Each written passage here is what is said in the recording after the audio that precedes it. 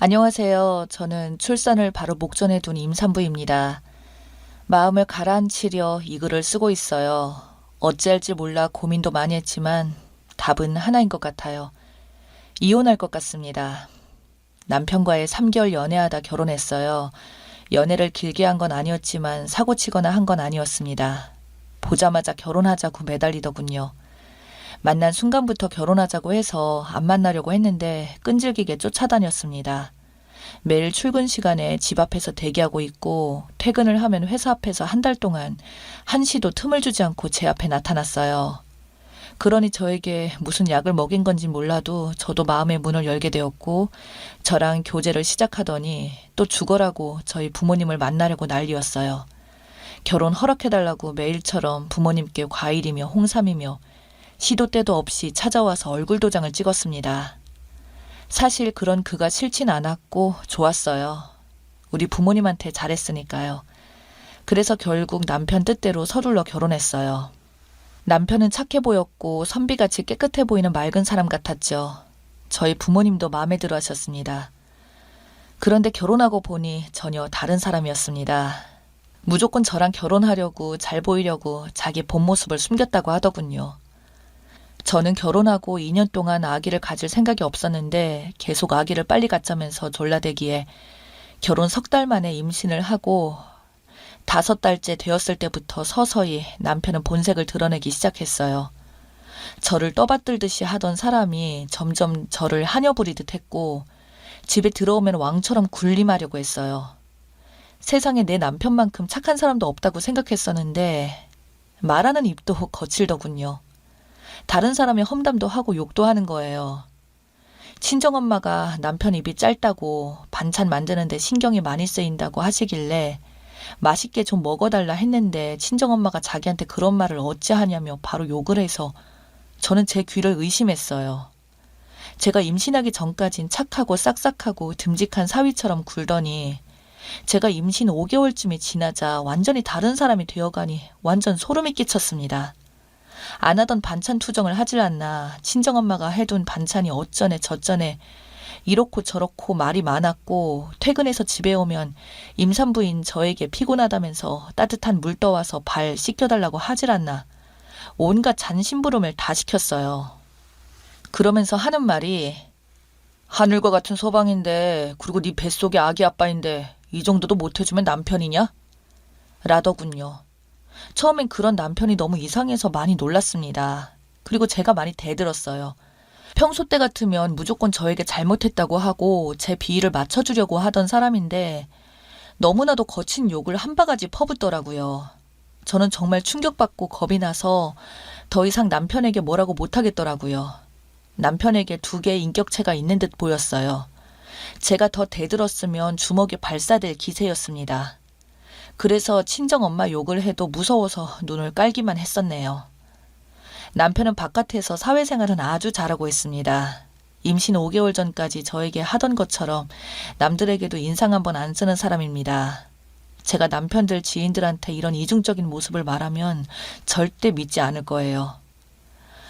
다른 사람들한테 평판이 아주 좋은 사람이고 털끝만큼도 안 좋은 소리를 듣지 않아요. 저도 남편이 꽤 괜찮은 사람이라고 생각해서 결혼한 거니까요. 제가 왜 변했냐고 물었습니다. 원래 본 모습이 이런 거였냐고 물었어요. 남편이 대답하기를 내가 어떤 인간이든 네가 하기 나름이야 라고 하더군요. 무조건 제 잘못이랍니다. 그리고 끽소리도 못하게 하네요.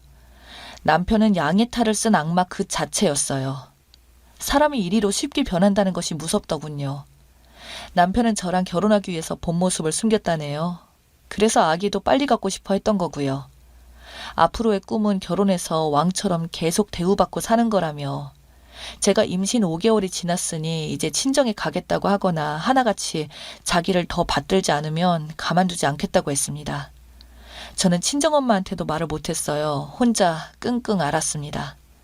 이걸 어찌해야 하는지 남편이 무서워지기 시작했으니까요. 남편은 막말도 심했습니다. 네가 얼굴이 반반해서 결혼 전에 남자들한테 인기가 많았지? 만약에 이걸로 친정집에라도 가거나 나랑 안 산다고 네 집 가서 내 흉 보면 나랑 결혼하고서도 다른 남자를 만나고 다녔다고 네 엄마 아빠 얼굴에 똥칠할 거야. 내가 못할 줄 알아? 넌 나랑 헤어지게 되면 그놈들 중에 한 놈한테 갈 거잖아? 내가 그걸 두고 볼 줄 알아? 내가 결혼하고 나서 얼마나 불안했는데 내가 출근하고 오는 그 많은 시간에 어떤 놈을 만나고 다닐지 몰라서 감시하느라고 아주 피곤해 죽는 줄 알았다. 라고 하는 거였습니다. 저는 이 말을 듣고 더 소름 끼쳤죠. 그러고 보니 결혼 직후부터 남편은 회사에서 저에게 수없이 전화를 해대고 밖이라고 하면 퇴근 시간도 아닌데 어디냐고 데리러 간다고 해서 저를 끔찍히도 아껴서 그런가 보다 라고 좋아했던 게 생각나서요. 또 한 번은 건너편 아파트 단지에 조그만 장이 들어서 구경차 집 밖으로 나오면서 핸드폰을 가지고 가는 걸 잊고서 집에 두고 2시간이 지난 후에 집에 왔더니 핸드폰에 남편과 시어머니 전화가 수십 통이 와 있었어요. 시어머니한테 전화 드렸더니 엄청 화를 내시더군요. 어디 갔다 오느라 이제 왔냐고 하시면서 아들이 네 걱정하면서 찾더라고. 위치 추적하니까 핸드폰은 집에 있는데 어디 갔는지 모르겠다고 하면서 회사 일도 못하겠다고 일찍 퇴근해야겠다고 했답니다. 그래서 시어머니도 걱정했다면서 저를 혼내셨어요. 잠깐 시장에 다녀왔다고 말씀드리고 시장 가는 것까지 일하고 있는 남편에게 사사건건 허락받아야 하냐고 시어머니한테 되려 화낸 적이 있었어요. 조금 있다 남편이 오길래 그렇다고 퇴근을 하냐며 핀잔 주며 이해할 수 없다고 쓴소리를 했습니다. 그랬더니 남편이 하는 말이 더 어이가 없었죠. 시장에 다녀온 거 맞지? 뭐 샀는데? 시장에 다녀온 거 맞아? 나는 옛날에 만난 남자들이 또 쫓아와서 만나러 나갔나 했지. 라더군요. 너무 기가 막혀서 그냥 농담이겠지 싶어서 그냥 웃고 넘겼어요. 그런데 그게 진담이었어요. 이제껏 모르고 살았던 게 부단히도 제가 멍청한가 봐요. 최근 들어 남편에 대해 몰랐던 사실이 많아서 남편이 더욱 무서워졌고 조심스러워졌어요. 그러던 어느 날 남편이 제게 남편 신용카드를 뺏어갔더군요. 그 외 통장 비밀번호도 바꿔버린 거예요. 임산부가 은행 일을 다 할 수 없으니 자기가 다 알아서 하겠다는 핑계로 말이죠. 그리고 돈 있으면 딴 생각한다고 하면서 생활비를 일주일에 2번만 주겠다고 했습니다. 정말 기가 막혔습니다. 그대로 자기 말을 따르라면서 주인한테 고마워하듯 하라니요. 저더러 노예라고 서슴없이 말하더군요. 소름 돋았습니다. 제가 생활비만이라도 그냥 달라고 싸워봤자 할 수 없는 일이라는 걸 알았습니다. 그냥 어찌할 바를 몰라 아무 말도 못했고 그런 나를 즐거운 듯이 쳐다보는 남편은 내가 알던 남자가 아님이 분명했어요. 저는 처음으로 사방이 벽으로 막힌 듯한 답답함을 느꼈고 어떻게 해야 할지 막막했습니다. 보통 다른 부부처럼 싸워서라도 남편 버릇을 고칠 수 있다면 다행이겠지만 제가 대들고 대꾸하면 분명히 주먹 다툼이 일 것 같아서 말이죠. 여전히 친정엄마와 친정 식구들에게 본색을 드러내지 않았기 때문에 친정엄마는 아직도 하나밖에 없는 이쁜 사이였어요.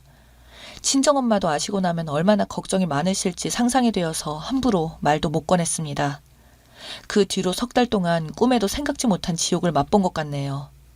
남편의 강압적인 말투와 잔소리 그리고 더욱 비참하게 만든 건 일주일에 2만 원을 주면서 가계부를 쓰라고 합니다. 검사까지 하고요. 100원짜리 단위도 체크합니다. 환장할 일이었죠. 가계부 안 썼다고 2만 원 그마저도 안 줬습니다. 가계부 쓰고 보여주면 돈을 쓸 데가 없어서 이렇게 샀냐고 물어보고 햄버거 하나도 제대로 못 사먹는 돈 가지고 헤프게 돈 쓴다고 타박까지. 정말 비참하고 불행했습니다. 그런 날은 불 꺼진 방에 혼자 들어가서 숨죽여서 울곤 했습니다. 남편은 그럴수록 기고만장했고 더욱 심해졌어요. 행복해야 할 신혼 1년 차에 임신 중인데 이렇게 불행할 줄은 상상도 못한 일이었습니다. 일단 뱃속의 아기를 먼저 생각하자고 다짐하고 마음을 평온하게 가지려고 무던히 노력했습니다. 며칠 전에 남편의 아주 친한 친구가 저희 집에 주말을 같이 보내려고 왔습니다. 남편은 내가 출산이 임박한 임산부인데도 말 한마디 없이 친구를 데리고 왔더군요. 알다시피 생활비가 2만 원이었기 때문에 변변히 장 보는 것도 마땅치 않았어요. 제 수중에는 돈이 땡전 한 푼 없었습니다. 전날 저녁에 친정엄마가 해주신 반찬이 있어서 저녁 고비는 대충 넘어갔습니다. 그런데 아침 겸 점심 식사 대접도 해야 하는데 차릴 것이 마땅치 않았어요. 전날 저녁부터 크게 걱정되어서 잠이 오지 않았습니다. 남편 서재방에서 술 마시다가 친구랑 남편이 자고 있었습니다. 남편을 깨우면 친구분이 깰까봐 남편을 깨울 수 없었어요. 그래서 어쩔까 하다가 한쪽 의자에 걸쳐있는 남편 바지 밖으로 지갑이 보였습니다. 그냥 잘 되었다 싶어 남편 바지 속에 있는 지갑을 열었더니 웬걸 수십 장의 5만 원권이 수두룩하게 있더라고요. 세상에나 이렇게 돈이 있으면서 임신한 아내 돈 주는 걸 아까워하다니 기가 찰 노릇이었습니다. 거기서 5만 원 하나를 꺼냈습니다. 그런데 그 순간 남편이 손살같이 내 손에서 지갑을 낚아채더니 하는 말이 야, 이 도두가 어디다 손을 대? 어찌나 큰 소리를 치던지 옆에 자던 친구도 깨서 남편이 저에게 욕지거리 하는 걸 봤습니다.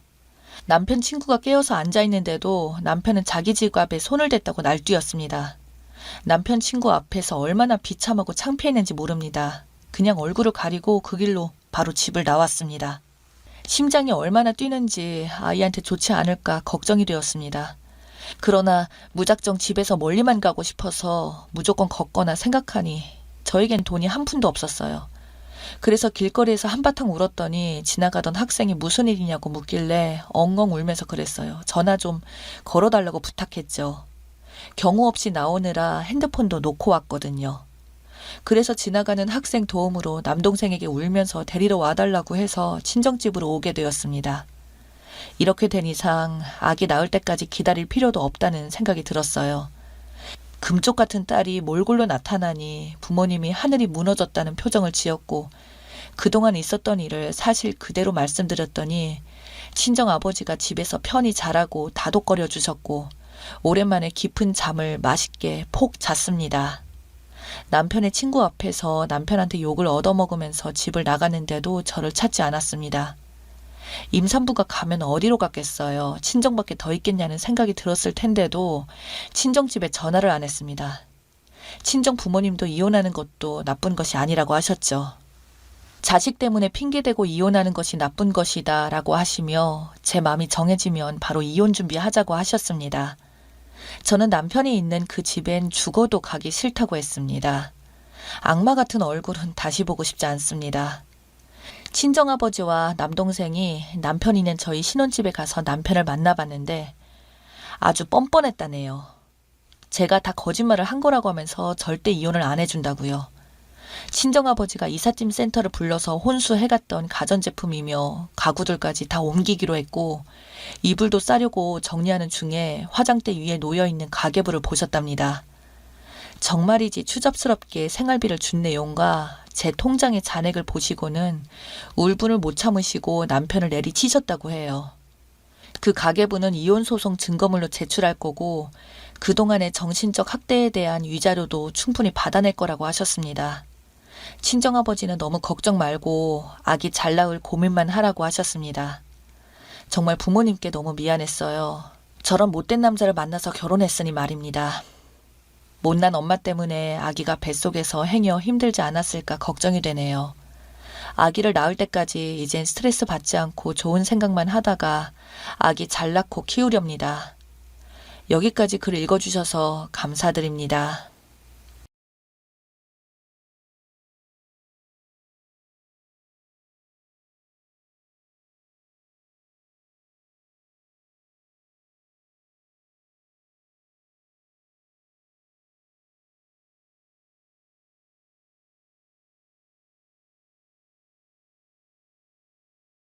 안녕하세요. 저는 50대 여성입니다.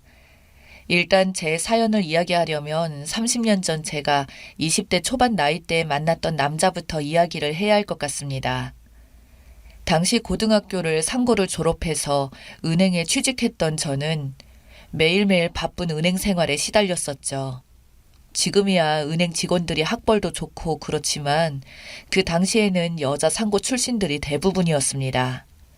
그래서 남자 상사들에게 무시도 정말 많이 당했던 지금으로서는 상상하기 힘든 수준이었죠.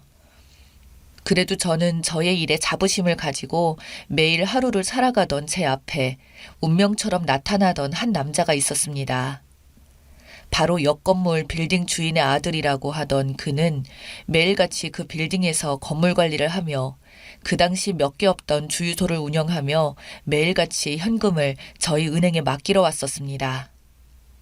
매일 엄청난 현금들을 들고 와 맡기던 그 남자는 저의 은행에서도 VIP 손님이었습니다. 그 남자가 저에게 관심이 있다는 걸 느꼈던 것은 항상 지점장이나 이런 사람한테 안 가고 꼭 제 앞에 와서 말을 걸며 맡기더군요. 매일 이런 말 저런 말들을 이어가면서 말하던 그 남자는 숫기가 없어 보였고 그렇게 훈남도 아니고 잘생긴 얼굴은 아니었지만 너무 순수한 사람이었습니다. 저에게 데이트 신청 한 번 못 하더라고요. 하지만 은행에서도 이 남자가 저를 좋아하는 걸 알고는 워낙 VVIP 분이라 저한테도 함부로 대하지도 않았고 그로 인해 그 남자가 매일같이 저에게 다가오는 게 점점 신경 쓰이기 시작했습니다. 그렇게 연애 아닌 연애를 반년 이상 하다가 남자가 너무 답답했는지 큰 용기를 드디어 내었는지 드디어 반년 만에 저에게 처음으로 데이트를 신청하더군요. 그렇게 저는 그 남자와 첫 데이트를 마치고 애인이 되었어요. 남자는 처음 만남부터 대뜸 저랑 결혼하고 싶다고 말할 정도로 정말 순진한 사람이었죠. 처음에 그 말을 들을 때는 너무 당황했지만 한편으로는 그 남자의 그런 순수함이 너무 좋았던 것 같습니다. 그렇게 남자와 연애를 시작하고 서로 알게 되면서 듣게 된 집안 사정 이야기는 아버지가 엄청난 부자였고 어머니랑은 이혼해서 자기 혼자 홀어머니를 모시고 산다고 말을 하더군요. 그렇게 어머니가 이혼하면서 받은 건물들에서 저렇게 돈을 번다고 해요. 남자는 알면 알수록 자기 어머니의 인형 같은 존재였습니다. 어머니의 말은 한 번도 거역을 못하며 그저 엄마가 주는 용돈으로만 받아먹고 살아가는 거였죠. 남자친구의 엄마 성격은 일반적이지 않고 보통이 아니었으며 항상 남자를 바꿔가며 사랑한다고 들었을 정도니까요. 무려 남자친구가 엄마 애인들이라는 표현까지 했었을 정도니 남자친구의 어머니가 진짜 어떤 사람인지 어느 정도는 굳이 실제로 보지도 않아도 알 정도였죠. 그런 여자도 자기 자식이 저같이 여상 출신의 은행원 따위와 연애를 한다는 걸 알자마자 저의 은행을 찾아와서 한바탕 뒤집어 놓았습니다. 어디서 감히 천한 것이 우리 아들을 만나냐며 처음 본 저의 뺨을 때렸었죠. 저는 너무나도 당황했고 너무나도 서글펐기에 그 이후로 남자 보고 헤어지자고 말하니까 남자가 꺼낸 말은 그냥 우리 임신하자는 것이었습니다. 아이를 낳으면 해결될 거라고요. 제 만류에도 불구하고 막무가내였죠. 그렇게 저는 원치 않던 임신을 하게 되었고 그 어머니까지 알게 되었던 거죠. 그리고 임신을 하자마자 저를 찾아온 남자친구의 어머니는 허락이 아니라 저에게 두 가지를 제안을 했습니다. 아이를 낳아서 자기 아들한테 주던지 아니면 돈 봉투를 주면서 이거 먹고 그냥 떨어지던지라고요. 저랑 결혼할 거라던 남자는 어머니의 말에 단 한마디도 말하지 못하고 그저 저를 착잡한 표정으로 바라만 보더군요. 저는 그때 알았습니다. 이런 남자를 믿고 결혼하게 되면 제 인생이 어떻게 될지를요. 그래서 저도 거절했습니다. 아이는 제가 알아서 병원 갈 테니까 당신네들과 두 번 다시 엮이고 싶지 않다고요. 그렇게 그 일은 마무리가 되었습니다. 이제 나에게 더 이상 불행은 없겠지 했지만 제가 다니는 은행에서는 VIP의 애인이었다고 은행 지점 또한 다른 곳으로 발령받았네요. 물론 그 이후로도 남자친구는 미친 듯이 연락이 오긴 했지만 저는 두 번 다시 그 인간 꼴도 보기 싫었습니다. 하지만 마마보이 같은 남자는 어떻게 알았는지 제가 이직한 지점까지 찾아왔었고 저는 그렇게 다시는 보고 싶지 않던 그 남자를 보자마자 순간 믿었던 만큼 배신감이 컸던 분노스러운 감정이 폭발하여 여기 왜 왔냐며 욕을 하고 동시에 그 미련하고 무능력한 남자의 뺨을 때리게 되었고 두 번 다시 저를 찾아오지 말라고 말했습니다. 하마터면 시어머니가 되었을 그 여자에 대한 증오도 있었지만 믿을 수도 없고 기댈 수도 없는 그저 저의 인생만 망친 그 남자에 대한 원망이 더욱더 컸습니다. 그 이후로도 그 남자는 제 모욕과 폭력도 불구하고 잊을만 하면 저를 찾아왔습니다. 제 앞에서 사람들이 다 쳐다보는데 무릎도 꿇기도 하고 끝까지 저를 따라다니며 계속 빌기도 했지만 정말 그럴수록 더 꼴보기 싫었죠. 저는 그냥 그래서 무관심으로 대응했더니 그 남자는 처음 저를 만났던 때처럼 아무런 액션조차도 없이 그저 잊을만 하면 나타나 아무 말도 없이 회사 앞에서 기다리더군요. 저는 계속 무시했습니다. 그런 생활은 계속 이어졌죠. 저는 연애도 안 하고 일만 했었으니까요. 그때부터 30대 초까지는 미친 듯이 일만 하며 살았습니다. 지금의 30대 초에 결혼하지 않는 사람들도 많지만 저 때는 진짜 노처녀였거든요. 그만큼 열심히 일했고 그만큼 승진도 했습니다. 그렇게 제 나이는 어느덧 31살이 되었고 미련한 첫 남자친구 나이도 36에 접어들자 전 남자친구의 엄마 입장에서는 자기 아들이 계속 결혼도 안 하고 몇 년이 지나도 저한테 매달리는 게 답답했는지 어느 날 갑자기 남자친구 어머니가 저에게 전화가 오더군요. 그리고는 다짜고짜 그냥 짤막하게 말하기를 자기 아들이랑 다시 결혼하라고 한마디 하길래 저는 너무 어이가 없어서 말 같지 않은 소리 하지 말라며 전화를 끊어버렸습니다. 그리고 저는 그때 만나는 남자친구도 있었습니다. 공기업에 다니는 똑똑한 남자를 만나게 되었고 지금의 제 남편이 되었죠. 지금의 남편과 결혼하기 전에 저는 의도치 않았던 과거가 있다는 말을 시작으로 제 과거를 전부 다 말했습니다. 정말 혹시나 해서 그냥 마음속에 맺혔던 것도 있었고 애초에 속이고 결혼도 못하겠고 해서 남자친구에게 차근차근 과거에 있었던 저의 모든 일을 말하였고 나에게는 과거가 있고 사유가 있으니 나랑 결혼 못하겠다고 하면 지금이라도 나와 헤어져도 좋다고 말하였습니다. 남자친구는 신중하게 그렇게 2주를 고민하다가 저에게 꺼낸 말은 생각지 못했던 감동이었습니다. 잠시 가볍게 만나는 것도 아니고 평생을 같이 할 여자를 선택하는 건데 어떻게 당신의 과거가 마냥 달가울 수 있겠냐며. 하지만 그렇게 2주를 곰곰이 생각하며 연락도 안 해봤는데 여전히 당신이 너무 보고 싶고 다시 보니 사랑하는 마음이 생기는 걸 보면 나는 당신과 결혼을 해야 될 것 같다며 2주 동안 정말 기다리게 해서 미안하다는 말에 저야말로 너무 미안하다고 말하며 남편의 품에 안겨서 엄청 울었네요. 저는 솔직히 그 남자가 저를 떠나갈 줄 알았거든요.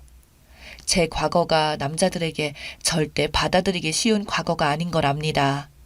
거기에다가 잊을만 하면 제 주변을 얼쩡거리는 전 남자친구도 있었고요. 그렇게 그 남자의 마음도 확인한 후 저희는 상견례를 하고 결혼식도 자리 잡게 되고 전 남자친구에게도 말했습니다. 이제 나는 결혼하니까 너도 다른 좋은 여자 만나라고 2번 다시 날 찾아오지 말라고 했어요.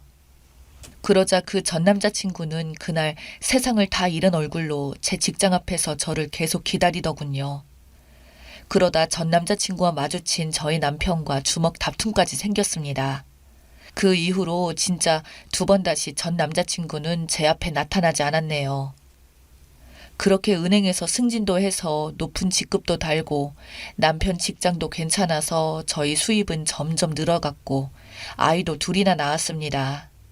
좋은 아파트에도 들어가고 아이들도 속 안 썩이며 공부도 잘해서 명문대학에도 보내고 정말 괜찮은 남부럽지 않은 인생을 살게 되었습니다.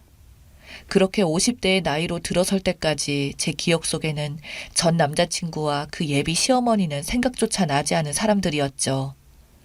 전 남자친구는 결혼 후에 찾아온 적 없고 그 엄마도 연락조차 온 적이 없었으니까요.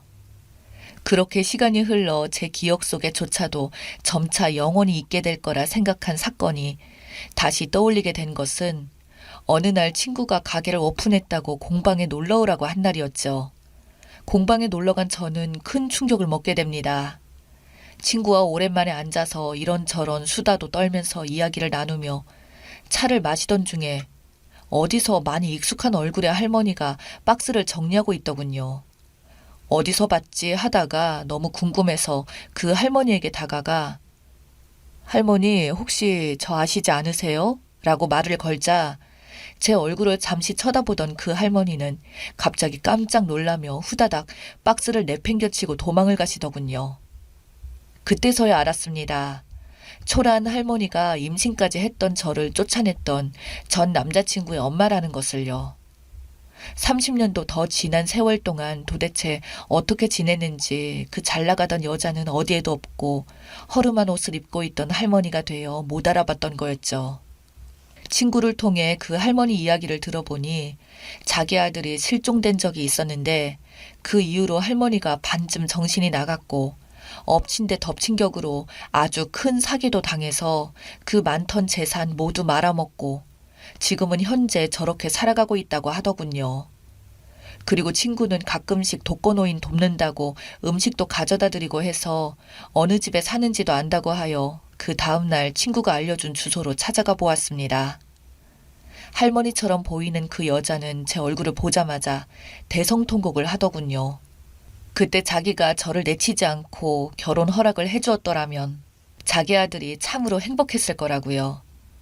이미 아들이 실종 신고된 지도 수십 년이 지나서 사망 처리까지 되어버린 아들의 이야기를 하며 지난 세월을 탓하는 그 여자이자 지금은 할머니를 보고 있으니 그래도 어쩌면 내 남편이었을 남자가 저 때문에 그렇게 힘들었던 건지 실종 시기가 알고 보니 제가 결혼하고 1년 후였다고 하네요.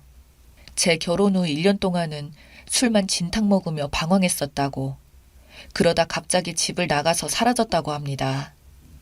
저는 집으로 돌아오는 동안 정말 마음이 찹찹해지더군요. 과거에 제가 임신을 해서 쫓겨나던 그날의 선택을 돌이켜보면 예비 시어머니의 독설에도 그저 꾹 참고 남자를 선택했어야 했던 걸까요? 그랬다면 이 실종된 남자도 그렇고 지금 제 앞에 있는 제 시어머니가 될 수도 있었던 이 여자 또한 제 뱃속에 있던 아이도 모두 운명이 바뀌었을까요? 요즘 참 마음이 무겁네요.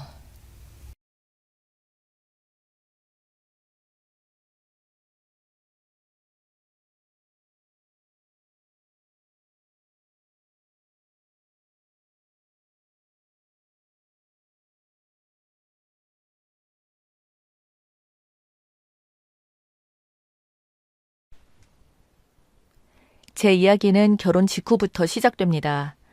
저희 시댁에 갑자기 급전이 필요하다고 하시기에 결혼 전에 신랑이 모아뒀던 돈과 은행에서 빌려 시어머님께서 필요하다고 하시는 액수의 돈을 대었죠. 그 후 또 각종 시댁 살림살이들을 바꿔드리기 시작했어요. TV, 냉장고, 세탁기, 소파 등등, 심지어 커튼까지. 거의 신혼집처럼요. 저희 부부가 맞벌이라서 신용카드가 여러 장 있으니까 그 덕분에 그런 지속적인 지출들이 가능했었던 거죠. 솔직히 해드리기 싫을 때도 많았지만 그런 저를 움직이게 만들었던 건 바로 시어머니의 유난히 촌스럽고 불쌍해 보이는 외모였어요. 연세보다 10년 이상은 더 늙어 보이시고 하여튼 뭔가 도와드리고 싶은 마음을 아주 강하게 불러일으키는 겉모습을 하고 계세요. 게다가 시어머니의 동정심을 유발하는 화법도 한몫을 했고요. 평소에 나약해 보이는 말씀들을 자주 하시더라고요. 아이고, 내가 몸이 아파. 언제 갈지 모르겠네. 아유, 나도 다른 사람들처럼 여행 한번 해봤으면 소원이 없겠네. 내가 예전에 무슨 고생을 했고 뭐 어쩌고. 시어머니께서 그렇게 말씀하시는 걸 가만히 듣고 있으면 제 손이 저절로 지갑을 열게 돼요. 어떻게 보면 봉사정신을 불러일으키는 쪽으로는 아주 재능을 타고나신 분 같아요. 어떨 땐 존경심마저 들기도 했죠. 근데 서서히 반전이 일어나기 시작했어요. 시어머니께서 최신 유행하는 옷과 액세서리들을 사 모으기 시작했고 심지어는 가방은 누이비통 같은 걸 사셨어요. 또 연예인 수준의 눈 화장에다 볼터치에다가 시어머님께서 20대 시절엔 정말 예뻤다고 하시면서 마치 20대로 돌아가고 싶어 하시는 듯한 모습까지 보였어요. 사실 그런 노력들 덕분인지 적어도 뒷모습만큼은 30대 정도까지 근접하기는 했어요. 그렇게 촌티가 나던 시어머니 외모는 완전 변신을 했고 나약했었던 그분의 말투는 점점 터프하게 변하게 되었어요. 여러분들이 아시는 수많은 쌍시옷자 들어가는 말들에다가 심지어 영어로 된 욕도 쓰셨고 F가 들어간 그런 말들이요. 거기다가 더해 물건을 집어 던지기랑 소리 지르기 등등 아주 기본 중에 기본이었고 본인의 딸한테조차 망할년 어쩌고 등등 거친 말씀도 하시고 차마 여기에 쓰기도 부끄러울 정도의 욕을 매일같이 들어왔어요. 아주 엉망으로 변해갔죠. 시어머니는 평소에 약간의 감기 기운만 있어도 약을 아주 독하게 지어달라고 해서 선생님께 말을 해서 일부러 빈속에다가 독한 약을 드시고는 장에 탈이 나서 입원하고 병을 만들어서 그렇게 병원과 함께 세월을 보내고, 게다가 병원에서는 무조건 컴퓨터만 찾았어요.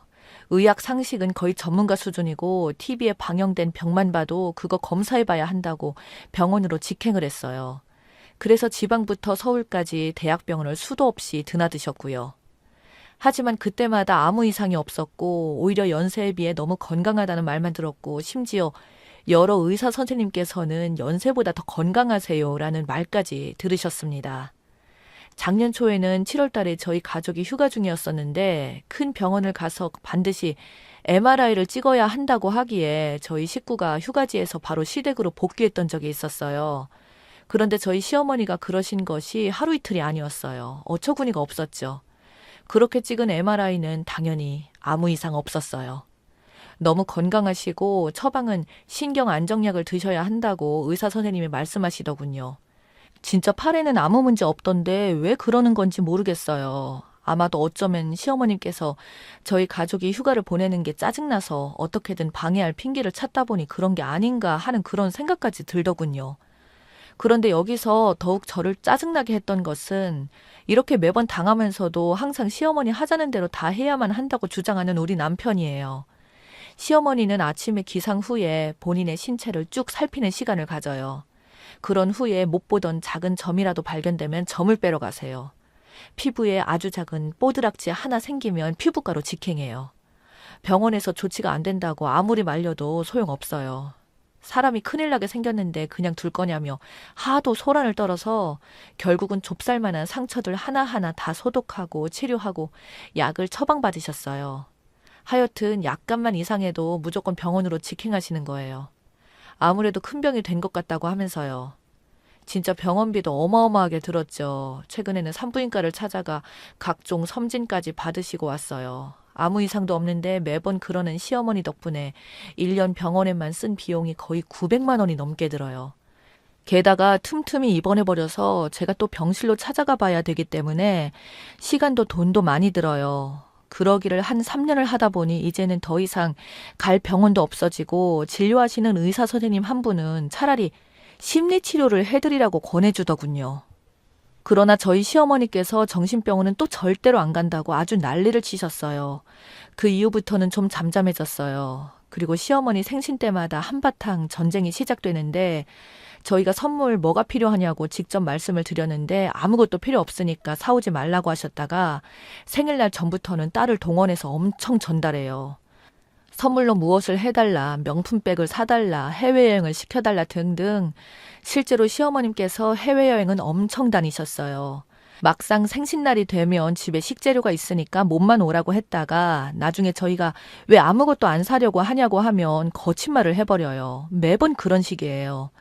어쩌다가 가족 모임이 있으면 밥 숟가락을 여러 번 들었다 놨다가 하면서 또 젓가락으로 음식을 뒤적거리면서 오늘은 밥이 잘 안 먹히네. 내가 요즘 몸이 안 좋아진 것 같아.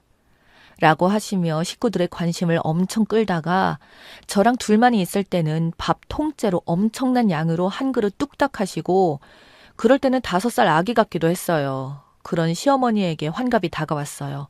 워낙에 생일에 예민하신 분이라서 환갑이 대단했죠. 연초에 저희가 2가지 제안을 드렸어요. 첫 번째는 유럽 여행, 두 번째는 지인들과 파티. 그랬더니 하시는 말씀이 요즘 환갑이라고 파티 같은 거 하는 사람이 어딨냐고 당연히 해외여행을 다녀오겠다고 하셨어요. 생일날 당일은 아무래도 바쁠 테니 미리 다녀온다고 하시면서 엄청 비싼 패키지 여행 상품으로 직접 예약까지 하고 다녀오셨어요. 그러다가 환갑 일주일 전 시어머니께서 친구들 보기 부끄러워서 생일날 그냥 있을 수가 없다고 하며 국내 여행을 또 하셨어요. 그리고 생일 당일날 친척 지인분들 다 불러내 뷔페 예약해 놓았다고 하시면서 이제 와서 뭐 어쩔 수 없다고 저희 보고 카드를 달라고 하셔서 그걸로 결제를 했죠. 어쨌든 그렇게 해서 시어머니 환갑을 위해 저희는 1,000만 원 넘게 지출을 해야만 했어요. 저희 부부는 원래 시작했을 때부터 맞벌이였기 때문에 전셋집에 살면서 맞벌이를 하고 있는 상황이었어요. 저희 사정을 알면서도 1,000만 원이 넘는 액수의 돈을 아무 생각 없이 쓴다는 게 도저히 이해할 수 없었어요. 아무리 자식된 도리를 다해야 한다고 해도 저희 시어머니는 달라도 많이 달랐어요. 아들 가진 대한민국의 시어머님들이 다 그런 식으로 사는 게 아니잖아요.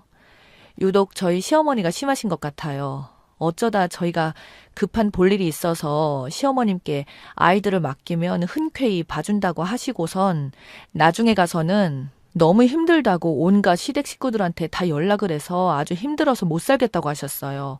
힘든 자기 좀 보러 오라고 난리를 쳤죠. 나중에 저희 아이들 찾으러 가보면 아주 그냥 가관도 아니었어요. 물론 시댁 식구들을 한자리에 모여놓고 저희 부부에게 쏟아지는 눈총이 아주 장난이 아니에요. 정말 괴로워 죽을 것 같았어요. 한편 오늘은 저희 남편이 참 불쌍하다고 생각했어요. 저렇게 부담스러운 엄마 밑에서 자라면서 얼마나 힘들었을까 하고 생각을 해요. 근데 정신 차리고 보면 남편이 자기 엄마가 이상하다는 생각을 거의 못하는 것 같더라고요. 신랑 어릴 때 얘기를 들어보면 시어머니는 툭 하면 아프다고 자리에 드러눕고 하늘나라 가버린다고 악에 받쳐서 소리치면서 정작 별로 해롭지도 않은 약을 억지로 잔뜩 마시고 병원에 실려가서 위세척을 했대요. 정말 이제 한시도 편할 날이 없었던 것 같더라고요. 그래서 남편도 적응이 돼서 아무렇지 않게 생각하는 것 같았어요. 오히려 제가 이상하다는 듯 행동을 했어요. 자식들 살림살이 어떻게 되든 말든 병원비에다가 여행에다가 생신에다가 덕분에 결혼 몇 년간 저희 살림은 늘어날 가망이 전혀 없었어요. 오히려 빚이 많이 늘지 않는 걸로 감사해야 할 지경이더군요. 더군다나 시어머니께서 집안일에는 일절 손도 안 대시는 스타일이에요. 며느리 시집살이 시킬 수 없다면서 우리 집 부엌은 근처에도 안 가셨는데 남편이 없어지면 냉장고를 열어서 정리가 이게 뭐냐면서 물건 내던지고 저를 심하게 야단치셨어요. 제가 참 돌아버릴 것 같았습니다. 부모님이 살아계신 것만으로도 다행이니 감사하게 생각하고 효도하면서 살아가자. 부모님의 은혜로운 부분만을 생각하며 잘해드리자. 그런 식으로 생각을 바꾸어 보려고 노력을 많이 했었지만 정말 사소한 불만이 있어도 제 눈을 보면서 거친 말을 쏟아내는 시어머니를 보고 있으면 그 미움의 감정을 말로 다 표현할 수가 없네요. 그래도 부모님 계실 때 잘하자. 그렇게 머리로는 이해하는데 마음은 그게 잘 안 됐어요. 저도 감정이란 게 있으니까요. 그래도 잘 살펴보려고 심리학에 관련된 서적들도 많이 보고 어떤 날은 피해 심리 같은 것에 대해서 연구해 봤어요.